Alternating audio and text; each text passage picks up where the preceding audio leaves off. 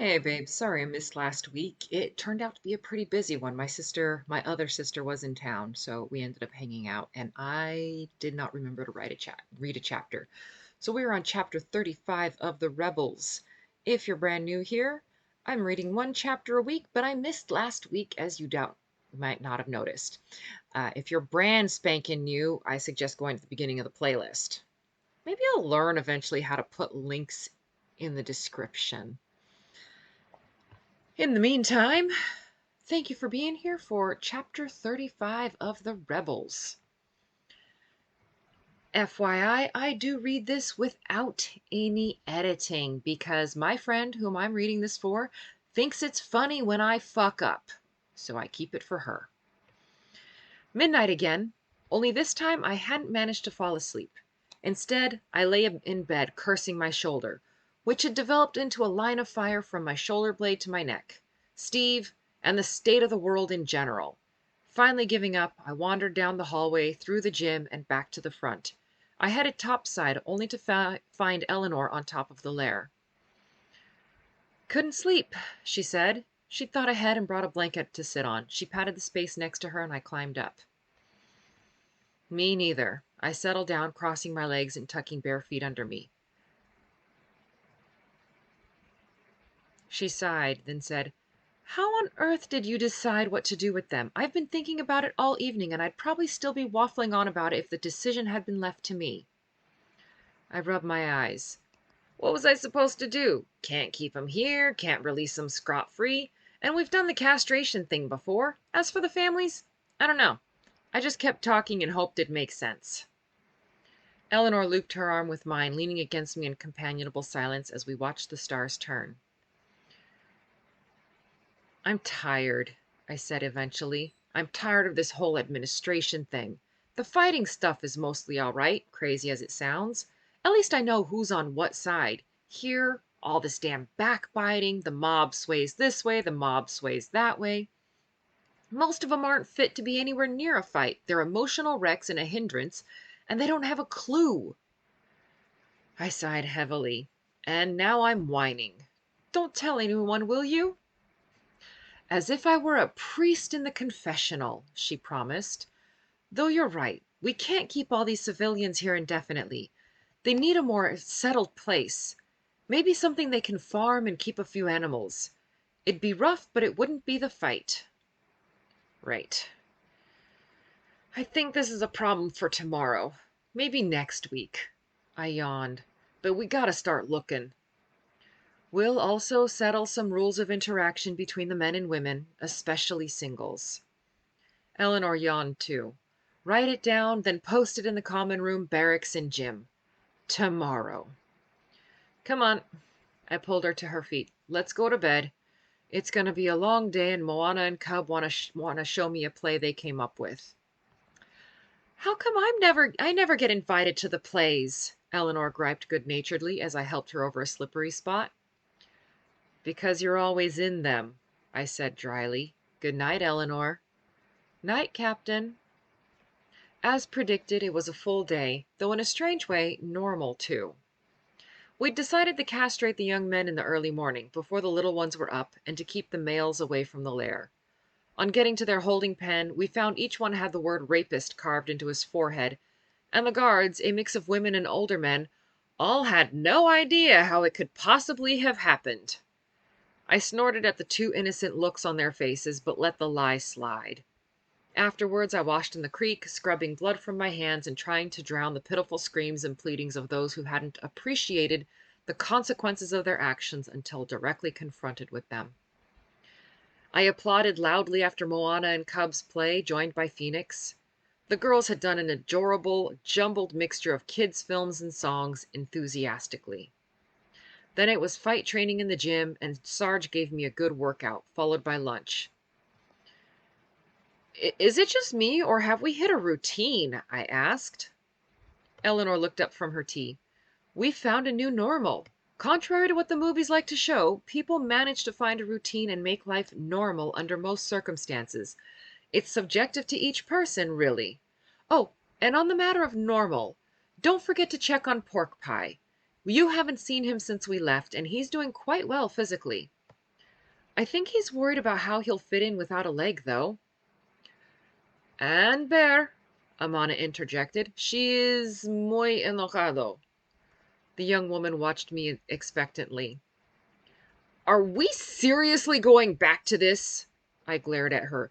We know you don't need to throw around all this Spanish, and I have no idea what enojado means. See? I hate you. In the background, Windrunner's friends entered, wet and dirty from digging her grave. The funeral would be in the evening, after stones for a cairn were collected. The girls insisted on doing all the preparations themselves, though they did allow Eleanor to help prepare Windrunner's body. After lunch, we headed into the meadow for archery, which I still struggled with. Storm, Phoenix, Seahorse, and I taught a group of newer women and 2 boys when wagering began on shots. I had all my allotment of canned fruit for the next month riding on Phoenix when Seahorse nudged me and tipped her head, indicating a woman walking toward us. In her mid-30s, the woman had the fit look of a person who'd spent a good deal of her life in a gym, maybe playing sports. Wealthy then, and she looked like a model. Though we'd learned the hard way that being too thin could make life in the hills difficult. Now the fitness freaks had a hard time keeping enough fat on their bones to have the energy to run all day. Turns out, a bit of thickness could be a good thing. May I speak to you privately? She asked me softly. I stepped back and held out a hand, indicating she should lead the way. She chose to sit on top of the bunker, and I plopped down next to her, making sure I can keep an eye on the shooting and my wager. What can I do for you? I don't know if you recognize me, but it was my husband's nose and pride you broke yesterday. Oh, I remember the incident, not the face. This woman was a good deal younger than her husband and less than 20 years older than the boy, so I eyed her speculatively. Trophy wife, I bet. Yes, well, the woman smoothed her hands over her thighs. I've come to ask a favor, though I realize I don't have the right to do so. Ask. I sat up straighter. Phoenix stepped to the mark for the deciding shot. I've come to ask not to be exiled with my husband. I would rather volunteer to be a fighter if you find me suitable. My jaw dropped and I stared at her. Over by the tree, I heard screaming and groaning, but ignored it. The thought of this obviously well-educated woman from a wealthy marriage wanting to join the fighters. I'm sorry. She brushed her hair back from her face, embarrassed. I shouldn't have asked. I'm too old and I have no experience. I'm sorry. She rolled to her knees, preparing to stand. No, I exclaimed, putting out a hand. It's not that at all. Most folks with kids aren't exactly lining up to join the fighters. And it's not that we don't accept your age. After all, we have Eleanor. I'm just surprised. She watched me anxiously and I blew out a breath. Right. Let's try this again. You're right. You will have to prove yourself. We'll put you through your paces and you'll have to pass a lot of physical tests before you're accepted. You'll sweat, bleed, and cry, but plenty of girls make it. We do it to reduce the number of deaths we suffer. I heard. She licked her lips. I understand and I want to help. I'd rather stay here and work. I don't want to go with my husband. Ah, that explained it. We won't force you to go with them. You don't need to become a fighter. And you'll need a name. Honestly, I don't actually know what your name is. And you'll fill out a page in the book, too. The book was Jules' idea. After nearly dying, she realized nobody knew who her family was, and we'd never be able to contact them. Eleanor and Amana worked out a binder with plastic sleeves, and every person connected to us filled out a page with their name, alias, a list of their family members, social security number, and last known address. Amana was the keeper of the book and the one who filled out information about the person's death. It became a ritual filling your page in the book, one that approached making a last will and testament. That easily? The woman stared, surprised. I thought you would need to know about me a bit more. Nah. We'll know everything we need to over the next few weeks. Then I would still like to become a fighter, please. That evening, shortly before sundown, we laid Windrunner to rest. Hail the victorious dead, Arkansas intoned over the cairn piled over the girls' resting place. All in, all out, sighed the fighters. Hail the victorious dead! The Celt raised her bottle high, and we copied her. Windrunner! We bellowed. After the funeral, the trophy wife approached me as I drank with my small circle. Captain? She asked. Yeah. I stepped away to meet her. I'd like to be called Sparrow. Sparrow? A plain little bird? I've always dreamed of being plain. Sparrow tried smiling at me. Beauty can be a burden. We'll do you one better. I rested a hand on her arm. We don't give a rat's ass what a person looks like, just if they can fight. You'll be woken early. We're starting you on strength training first. Sarge! I waved the man over. This is Sparrow. I introduced them. She's joining the recruits, starting tomorrow. You'll also need to move into the fighters' barracks. Sarge, will you? I let Sarge make arrangements, giving her a partner who would show her the ropes for the next couple weeks, then got back to the business of mourning a young life and planning the next step. The second morning after Windrunner's funeral, we sent the exiles on their way. The two boys, Sparrow's ex, and the dead boy's mother were given small packs with enough food for a week, canteens, and a knife each. Sparrow watched with a blank face as her husband ordered her to stand beside him, and turned away when he began screaming abuse at her. Phoenix smacked him across the mouth, then gagged the man. After blindfolding the exiled, Seahorse and a small band led them into the trees. They'd head eastish for a couple days before setting the exiles free. That evening I lay in bed, exhausted in body and mind, wishing sleep would find me, wishing my shoulder would stop screaming in agony when a knock sounded on my door.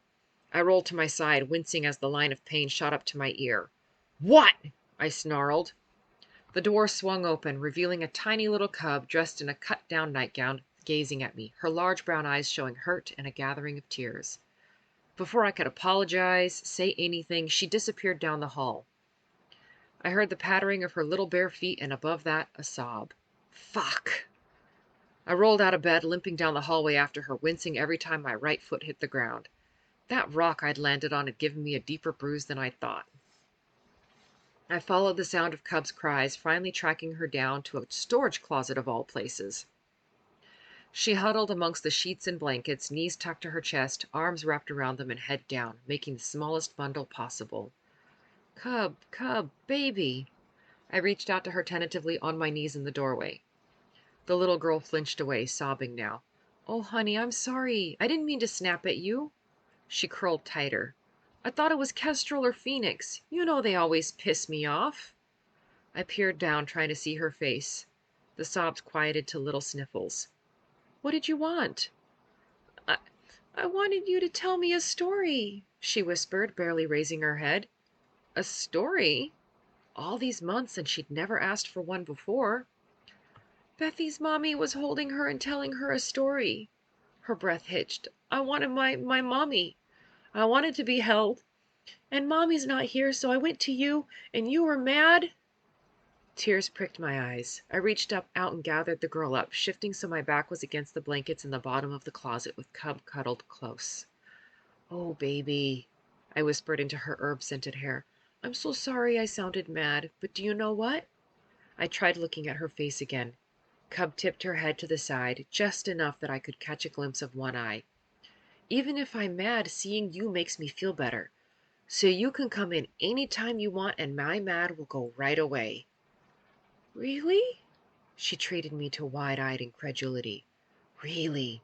I leaned in close to murmur. But don't tell anybody that, because then any time I'm mad at Phoenix, she'll just send you in, and I think it's being funny. It's funny being mad at Phoenix. The child let out a watery giggle, then stretched up to whisper, her hot breath puffing in my ear. I promise. Good. I smiled. Now, what story do you want to hear? So it was that when Phoenix tracked me down an hour later, I was in the middle of telling the story of Robin Hood, who stole from the rich and gave to the poor. Not just any version, but the Disney telling where Robin was a fox, rings were stolen right off fingers, and sadness never lasted long. I woke to a scratching and a whine at my door and found myself on my feet, gun in hand, before I registered. I yawned, rubbing my eyes. Sin had decided to sleep in my room and now needed to be let out. Awesome. You do realize I was finally sleeping past the midnight mark, don't you? I grumbled to the dog as I led him outside the lair. I frowned when I saw how slowly he moved, as if his hips pained him. Sirius had had the old boy booked in to see the vet, and she'd worried her dog might have arthritis. I think I could safely say he definitely had arthritis. As we made our slow way back down the stairs, a light caught my attention and I slipped ahead, worried about more trouble from assholes. I lunged around the corner to come to a screeching halt, face to face with a surprised Amana clutching the book. Que mierda, Capitan? Amana reared backward. Oh, fuck! I paused awkwardly, one hand in the air. Didn't know it was you. I sheepishly tucked the offending limb behind my back. I studiously avoided looking at the book. We'd decided Amana should be the only one to know where it was kept to prevent anybody taking it to Steve. And now I'd gone and surprised her while in the process of hiding it again. Well, good night. I smiled and determinedly turned away, back to my room. Buenas noches, she said softly to my retreating back.